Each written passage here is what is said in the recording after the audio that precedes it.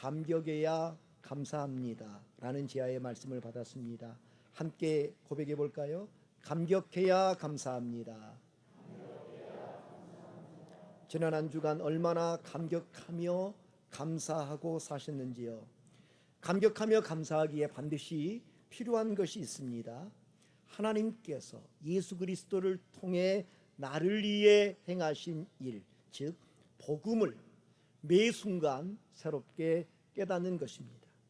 오늘 본문 직전에는 토기장의 하나님께서 진노의 그릇이라고 여겨졌던 이방인들은 관용하사 영광의 그릇으로 삼으시고 언약 백성인 유대인은 오직 남은 자들만 구원하시는 놀라운 구원의 반전이 기록되어 있습니다.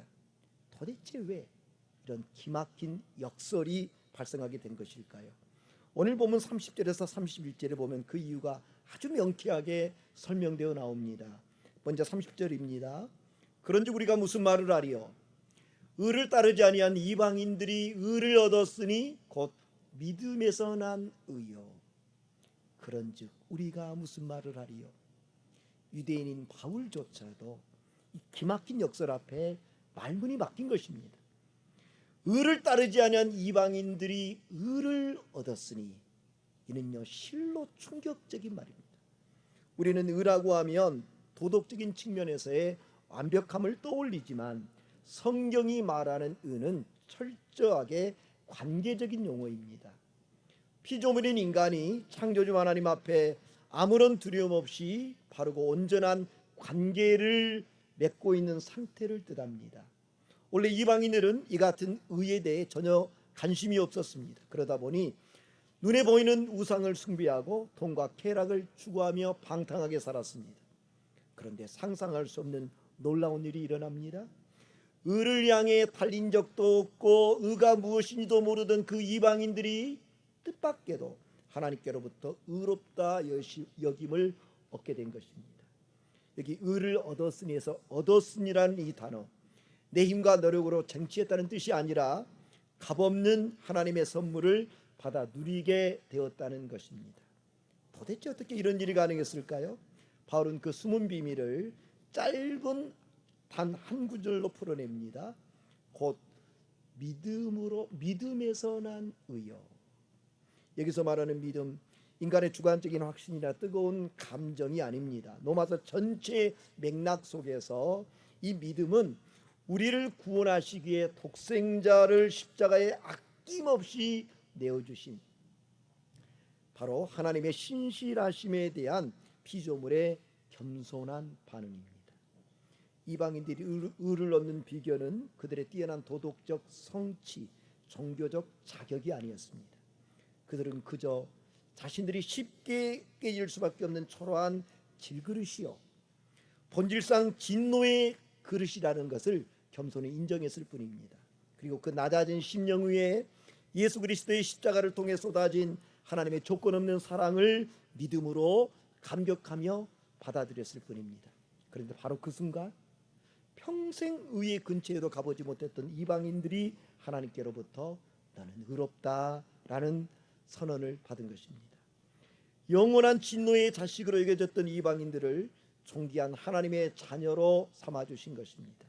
이는 마치 달릴 줄도 몰랐고 달릴 힘조차 없어 주저앉아 있던 자들이 단숨에 결승점을 통과하게 된 것과도 같습니다. 다른 사람이 아니라 바로 저와 여러분의 이야기지요. 참으로 할렐루야이지 않습니까? 이방인들이 이런 예기치 않는 참으로 놀라운 하나님의 은혜를 경험할 때 정작 하나님의 백성이라고 자처하던 유대인들은 어떠했습니까? 31절 말씀을 보십시오. 의의 율법을 따라간 이스라엘은 율법에 이르지 못하였으니, 31절을 원문의 뉘앙스를 담아 읽으면 이렇게 됩니다. 그러나 의의 율법을 따라간 이스라엘은 도리어 율법에 이르지 못하였으니, 바울은 이스라엘을 의의 율법을 따라간 자들이라고 부릅니다. 여기 따라간이라는 헬라어가 디오코인데요, 앞서 이방인들이 따르지 아니한에 쓰인 것과 동일한 단어로 달리기 선수가 결승점을 향해 전력 질주하는 역동적인 모습을 가리킵니다. 이스라엘은 의에 무관심한 이방인들과 전혀 달랐습니다. 그들은 결코 게으르지 않았습니다. 하나님이 주신 거룩한 율법을 손에 쥐고 대를 이어 온 힘을 다해 전력 질주했습니다. 그런데 정작 그들이 받아든 최종 성적표, 충격적이게도 율법에 이르지 못하였으니였습니다. 숨이 턱끝까지 차오르도록 그렇게 달렸는데 최종적으로 실격당한 것입니다. 의를 따르지 아니하여 심판의 대상으로 여겨졌던 이방인들은 도리 하나님께 의롭다함을 얻었는데 의의 법을 누구보다도 잘한다고 자처하던 유대인들은 정작 하나님께 의롭다 하심을 얻지 못한 이 기막힌 역설을 어떻게 설명해야 될까요? 바울은 이스라엘이 실패한 이유를 31절에서 의의 법이라는 독특한 표현으로 짚어냅니다. 여기서 의의 법은 율법의 진짜 목적을 말합니다. 하나님이 유대인들에게 율법을 주신 본래 의도는 인간이 그것을 완벽하게 지켜서 스스로 의로워지라는 뜻이 아닙니다. 율법을 행하다가 자신의 철저한 한계와 죄를 깨닫고 오직 하나님의 자비와 은혜만을 구하는 믿음의 법으로 살아가라고 주신 것입니다. 그런데 유대인들은 의의 법을 내 힘과 내 행위로 의를 짜내어 하나님께 청구하는 공로의 법으로 바꾸어버린 것입니다. 어느 세계적인 국제 마라톤 대회에서 일어난 일입니다. 우승 후보로 꼽히던 한 유망한 선수가 탕 하는 출발 신호가 울리자마자 무서운 페이스로 차고 달려나갔습니다. 30km를 지나 마의 40km 구간을 접어들었을 때 눈앞이 아찔하고 숨이 턱끝까지 차올랐지만 오직 우승하겠다는 일념 하나로 이를 악물며 있는 힘을 향해 전력 질주했습니다. 그리고 마침내 수만 명의 관중들의 터질 듯한 환호성을 온몸으로 받으며 가장 먼저 결승 테이프를 끊었습니다. 그런데 승리의 감격을 누리기도 전에 들려온 심판의 한마디가 있었습니다. 당신은 실격입니다. 아니 이게 대체 무슨 날벼락 같은 소리입니까? 누구에게도 뒤지지 않을 만큼 최선을 다해 달렸는데 실격이라니. 알고 보니 이 선수 승리에 너무 집착한 나머지 도중에 정해진 코스를 벗어나 엉뚱한 곳으로 달렸던 것입니다. 그로 인해 그가 받아든 최종 성적표 허망하게도 우승이 아니라 실격이었습니다. 지금 바울이 지적하고 있는 이스라엘의 비극이 바로 이와 같습니다. 그들은 달리지 않는 것이 아닙니다. 율법을 붙들고 그 누구보다도 열심히 달렸습니다. 그런데 그들은 하나님께 의롭다함을 얻지 못했습니다. 최종적으로 실격 처리된 것입니다. 어쩌다 이렇게 된 것입니까? 32절 말씀해 보십시오. 어찌 그러하냐? 이는 그들이 믿음을 의지하지 않고 행위를 의지함이라. 부딪힐 돌에 부딪혔느니라. 이해를 돕기 위해 이 32절을 현대적인 언어로 번역한 메시지 성경으로 다시 한번 읽어드립니다. 어떻게 그들이 그것을 놓칠 수 있었던 것일까요? 그들이 하나님을 신뢰하는 대신에 자기 자신을 앞세웠기 때문입니다. 그들은 자기들이 하고 있는 일에 푹 빠져 있었습니다. 그들은 자신들의 하나님 프로젝트에 너무도 푹 빠져 있어서 그만 바로 눈앞에 계신 하나님을 주목하지 못했습니다. 길 한복판에 우뚝 솟은 거대한 바위 같은 그분을 말입니다. 그들은 그분과 부닥쳤고 큰 대자로 쭉 뻗어버리고 말았습니다. 32절에 담긴 깊은 영적 의미를 오늘을 사는 우리의 눈높이로 정확하게 풀어낸 번역입니다. 그 중에 그들은 자신들이 하나님 프로젝트에 너무도 푹 빠져 있어서 그만 바로 눈앞에 계신 하나님을 주목하지 못했습니다라는 이 표현 압권입니다. 많은 유대인들이 믿음이 아닌 행위를 의지했습니다. 나는 할례를 받았다. 나는 목숨 걸고 안식일을 사수했다. 나는 율법의 모든 규례를 하나도 빼놓지 않고 다 지켰다. 나는 저 부정한 이방인들과는 상종도 하지 않았다. 당시 유대인들이 목숨처럼 의지하고 자랑했던 화려한 행위의 목록들입니다. 그들은 하나님을 사랑하고 의지하는 대신 자신들이 쌓아올린 이 같은 종교적 성벽과 스펙에 완전히 도취되어서 구원은 자신들의 것이라고 확신했습니다. 하지만 믿음이 아니라 행위를 의지한 유대인들이 맞닥뜨린 것은 하나님의 인정과 칭찬이 아니었습니다. 바울은 이런 그들이 부딪힐 돌에 부딪혔느니라 라고 진단합니다. 여기 바울이 언급한 부딪힐 돌, 바로 구원의 반석 되시는 예수 그리스도를 가리킵니다. 참으로 기막힌 역설이 여기서 일어납니다. 믿음의 법을 따라 겸손히 하나님을 의지한 이방인들에게 예수님은 구원으로 인도하는 은혜의 디딤돌이었습니다. 반면에 하나님보다 자기 행위와 열심을 의지했던 유대인들에게 예수님은 걸려 넘어지는 부딪힐 돌이었습니다. 유대인과 이방인의 이같이 상반된 결과 우연히 일어난 돌발적인 사건이 아닙니다. 이미 오래전 선지자 이사야를 통해서 예고된 바입니다. 그것이 33절 말씀입니다. 기록된 바 보라 내가 걸림돌과 거치는 바위를 시온에 두노니 그를 믿는 자는 부끄러움을 당하지 아니하리라 함과 같으니라. 구약 이사야서 8장 14절과 28장 16절 말씀을 하나로 묶어 인용하고 있는 이 33절의 말씀, 선지자 이사야가 활동했던 남유다의 절박한 상황을 역사적 배경으로 합니다. 당시 주변 강대국들의 거센 도전과 위협 속에 있었던 남유다, 이때 하나님보다 인간적인 외교 수단과 눈에 보이는 군사력만을 추구했습니다. 이런 유다를 향해 선지자 이사야는 그들을 구원하러 오신 하나님이 도리어 그들의 발을 걸러 넘어뜨리는 걸림돌과 거치는 바위가 되어 심판하실 것이라고 경고했습니다. 이 경고의 말씀은 수백 년 후 말씀이 육신이 되어 유대 땅에 오신 예수 그리스도를 통해 고스란히 성취되었습니다. 혈통과 특권의 행위라는 우상의 눈이 멀었던 유대인들은 세상에 오신 메시아를 알아보지 못했습니다. 저 나사렛 출신 목수의 아들이 어떻게 우리의 메시아가 된단 말인가?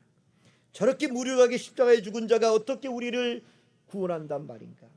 유대인들은 자신들의 편견과 고정관념이라는 잣대를 들이대며 말씀이 육신이 되어 친히 세상에 오신 하나님의 아들 예수님을 철저히 거부했습니다. 그들에게 있어서 예수님은 거치는 바위와 걸림돌이었습니다. 반면에 예수님을 주와 그리스도로 고백한 이방인들은 그를 믿는 자는 부끄러움을 당하지 아니하리라는 약속의 말씀을 자신의 것으로 누렸습니다. 세상의 눈으로 보자면 율법도 없고 할례도 받지 못한 채 오직 예수 그리스도의 십자가만 믿는 이방인들, 참 미련하게 보였습니다. 이방인들이 쌓아올린 찬란한 종교적 행위에 비하면 이방인들의 그 믿음은 너무나 초라해 보였습니다. 하지만 마지막 날 하나님의 준엄한 심판대 앞에서 자기 행위를 의지한 유대인들은 부끄러움을 당하지만 오직 믿음을 의지한 이방인들은 부끄러움을 당하지 않게 될 것입니다. 자신의 죄인됨을 겸손히 고백하는 자에게 예수님께서는 구원의 디딤돌이요 주춧돌이 되어주실 것이기 때문입니다. 의를 따르지 않았던 이방인들은 믿음으로 오히려 하나님의 의를 얻었는데, 정작 밤낮 없이 의의 법을 따라 달렸던 이스라엘은 내 행위만 의지하다가 비참하게 실격당하고 마는 이 기막힌 역설 앞에서 사도 바울이 탄식하듯 고백한 말이 있습니다. 이어지는 10장 1절입니다. 형제들아, 내 마음에 원하는 바와 하나님께 구하는 바는 이스라엘을 위함이니 곧 그들도 구원을 받게 함이라. 여기 형제들아라는 이 호칭, 상투적으로 쓴 말이 아닙니다. 구원에 멀어져 있던 동족 이스라엘로 인하여 그리스도 안에서 피를 나눈 영적 가족인 로마교회 성도들에게 그 애틋함을 함께 나누고 있는 것입니다. 바울은 자기 마음에 원하는 바가 있다라고 했습니다. 단순한 소원이 아니라 사무치는 갈망이었습니다. 바울의 신령 가장 깊은 곳에 자리 잡은 그 사무치는 갈망은 다름 아닌 자신의 동족 이스라엘이 구원을 받는 것입니다. 바울은 믿고 있었습니다. 비록 이스라엘이 지금은 믿음에 의지하지 않고 행위를 의지하므로 걸림돌에 걸려 구원에서 너무나 멀리 떨어져 있지만, 토기장의 하나님께서 오래 참으심으로 간용하는 은혜를 다시 베푸신다면 그들 역시도 국률의 그릇으로 회복될 수 있다는 사실을 말입니다. 하나님이 이스라엘을 포기하지 않으셨기에 바울 역시 동족 이스라엘을 포기하지 않았습니다. 그러면서 바울은 왜 이스라엘이 구원에서 멀어졌는지를 이렇게 증언했습니다. 2절입니다. 내가 증언하노니 그들이 하나님께 열심히 있으나 올바른 지식을 따른 것이 아니니라. 내가 증언하노니, 바울이 동족 이스라엘의 구원의 문제와 관련해 가장 먼저 꺼내놓은 증언은 그들의 악함이나 게으름이 아니었습니다. 정반대였습니다. 그들에게는 하나님을 향한 뜨거운 열심이 있었습니다. 여기서 열심에 해당하는 헬라어가 젤로스인데요, 이 단어는요, 가슴 속에서 불꽃이 활활 타오르는, 통제할 수 없는 아주 뜨거운 영적 에너지를 뜻합니다. 유대인들 대충대충 적당히 신앙생활하던 사람들이 아닙니다. 남들이 힘들어 어쩌다 한번 하는 금식을 일주일에 2번씩 꼬박꼬박 행했습니다. 밭에서 나는 박하와 회양과 근처에 그 조그만 잎사귀 하나까지도 철저하게 계산해서 11조 드렸습니다.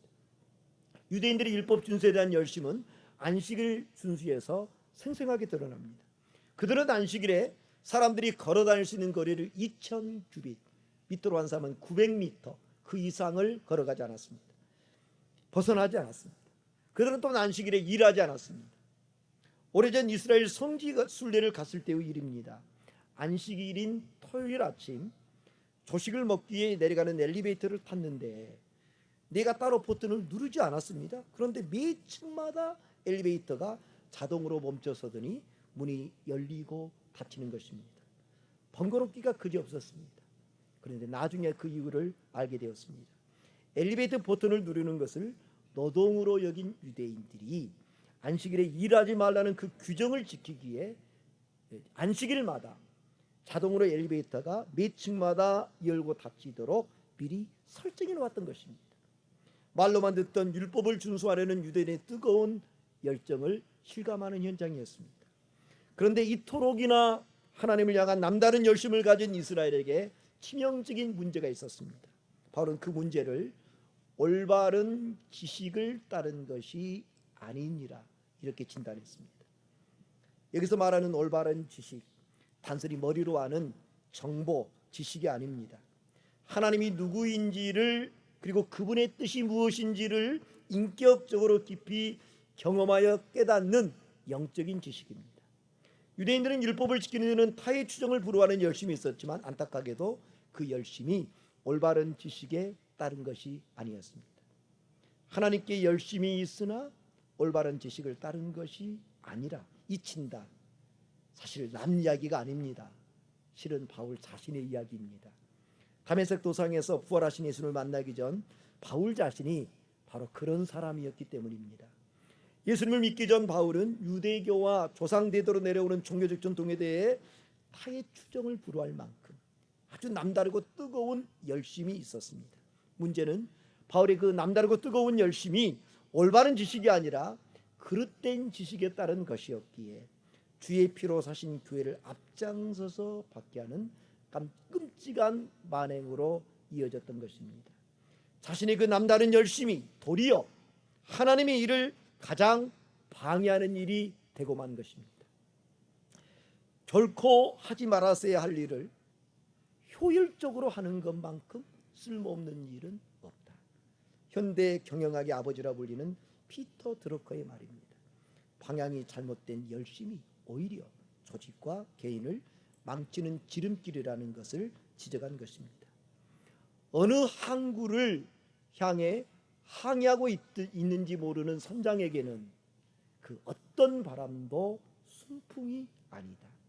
고대 로마 철학자 세네카의 이 말 역시 열심보다 먼저 있어야 될 것이 올바른 방향임을 우리에게 상기시켜 줍니다. 영성가인 토마스 머튼, 사람들이 평생 동안 성공의 사다리를 기어올라 마침내 그 꼭대기에 이르렀을 때 그 사다리가 엉뚱한 벽에 걸려 있었다는 사실을 깨닫게 되는 경우가 너무나 많다고 안타까워했습니다. 신천지를 비롯한 많은 이단들의 공통점이 하나 있습니다. 그들은 열심히 특신하다는 것입니다. 그들에게는 기성교인들과 비교할 수 없는 정말 남다른 헌신이 있습니다. 하지만 열심보다 헌신보다 더 중요한 것은 올바른 방향입니다. 방향이 그릇된 상태에서의 열심은 잘못된 목적지에 더 빨리 도착하게 만들 뿐입니다. 그래서 우리는 신앙의 여정 가운데서 스스로에게 늘 물어야 됩니다. 한번 따라서 해보시겠습니까? 하나님, 지금 제가 잘 가고 있습니까? 만약 잘못 가고 있다면 더 늦기 전에 방향을 빨리 바로 잡아야 합니다. 그렇게 하나님께 열심히 있었으나 올바른 지식에 따른 것이 아니었던 이스라엘, 그들이 마주한 삶의 자리가 무엇입니까? 3절 말씀에 그들이 맞이한 삶의 자리가 이렇게 나와 있습니다. 하나님의 의를 모르고 자기 의를 세우려고 힘써 복종하지 아니하였느니라. 올바른 지식이 없는 열심으로 인해 이스라엘이 직면할 수밖에 없었던 너무나도 가슴 아픈 영적 실상이라고 할 수 있습니다. 사도 바울은 이스라엘이 직면한 비극의 원인을 두 가지 단어로 극명하게 대비했습니다. 하나님의 의와 자기 의입니다. 여기 하나님의 의를 모르고는, 모른다는 단순히 정보가 부족해서 모른다는 말이 아닙니다. 이것은 하나님이 독생자 예수 그리스도를 통해 제시하신 구원의 방법과 하나님의 신실하심을 유대인들이 고의로 외면하고 철저히 거부했다는 뜻입니다. 하나님을 향한 종교적 열정은 그 누구보다도 뜨겁고 강했지만 정작 하나님의 정하신 사랑과 은혜의 법은 철저히 외면해 버렸던 것입니다. 이는 마치 바나나 껍질을 벗긴 후에 속은 버리고 껍질만 먹는 사람과도 같습니다. 아주 꼼꼼하고 열정적인 한 남편이 있었습니다. 이 남편은 스스로 완벽한 남편이 되겠다며 자신만의 철저한 규칙 리스트를 만들었습니다. 매월 1일에는 아내와 예식을 한다. 일주일에 3번은 분리수거를 한다. 결혼기념일에는 반드시 꽃다발을 산다.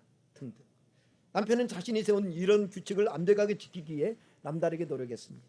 그러던 어느 날 아내가 몸이 너무나 아파서 눈물을 흘리며 부탁했습니다. 여보, 오늘 분리수거라고 하지 말고 그냥 내 옆에 함께 있어줘요.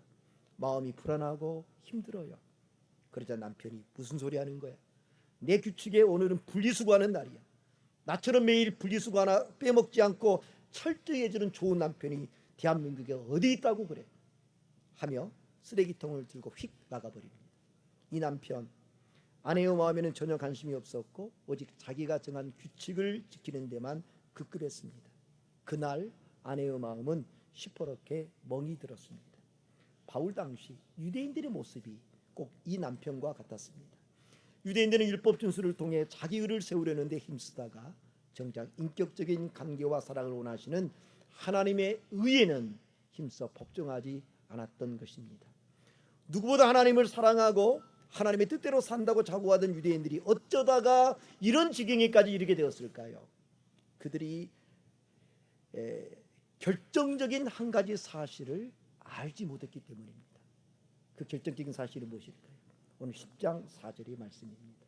함께 한번 읽어볼까요? 그리스도는 모든 믿는 자에게 의를 이루기 위하여 율법의 마침이 되시니라. 금주 암송 구절입니다. 외우셔야 됩니다. 이 말씀을 줄이면 이렇게 줄일 수 있겠죠. 그리스도는 율법의 마침이 되시니라. 사도 바울이 외친 이 짧은 한 구절 속에 우리가 결코 잊어서는 안 될 복음의 핵심이 들어 있습니다. 여기 율법의 마침에서 이 마침이라는 단어 헬라어로 보면 텔로스라고 되어 있습니다. 텔로스. 문제의 최종적이고 완전한 종결, 종료 또는 궁극적인 완성이라는 뜻을 담고 있습니다.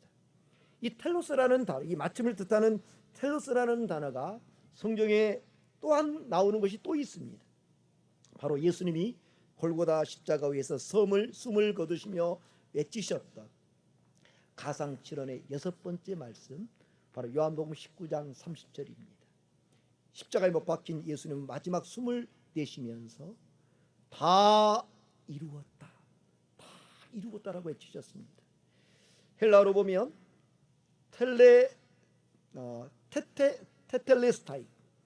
테텔레스타이라고 되어 있습니다. 오늘 본문에 4절의 마침이라는 헬라어 텔러스의 동사 완료형입니다. 같은 단어라는 말이죠. 고고학자들이 발굴한 고대 로마 시대의 파피루스 장부들을 보면 채무자가 빌린 빚을 마지막 합분까지 완전히 다 갚았을 때 채권자가 영수증 맨 위에 붉은 글씨로 끔찍하게 적어놓은 한 글자를 발견할 수 있습니다. 바로 테텔레스타이입니다. 테텔레스타이. 완불되었다. 너의 모든 채무는 깨끗이 청산되었다. 이제 너는 자유하다. 최종적인 법적 해방 선언입니다. 우리의 죄값이 완전히 청산되었습니다. 수고하고 무거운 죄짐으로부터 우리가 완전히 자유롭게 되었습니다. 의로우신 예수님이 우리의 대속제물이 되어 십자가에 못 박혀 피 흘려 죽으심으로 우리의 죄값을 단번에 완전히 그리고 영원히 청산하셨기 때문입니다. 그런 점에서 다 이루었다. 테텔레스타이라는 예수님의 애침은 믿는 자에게 그리스도가 율법의 마침이요 궁극적인 완성이 되신다는 것을 보여주는 가장 확실한 법적 증거입니다. 사랑하는 여러분, 운동장에서 그 누구보다 열심히 달렸는데 최종 판정이 실격이라면, 인생을 그 누구보다 열심히 살았는데 그 최종 결과가 헛되었다면 이 얼마나 안타깝고 비극적인 일입니까? 사도 베드로가 서슬퍼런 종교 지도자들이 모인 유대의 공회에서 다른 이로서는 구원을 받을 수 없나니 천하 사람 중에 구원을 받을 만한 다른 이름을 우리에게 주신 일이 없음이라 주저없이 담대하게 지을 수 있었던 이유, 오직 예수 그리스도가 율법의 마침이 되시기 때문입니다. 율법의 마침이 된다는 것은요, 율법의 완성이 된다는 뜻이기도 합니다.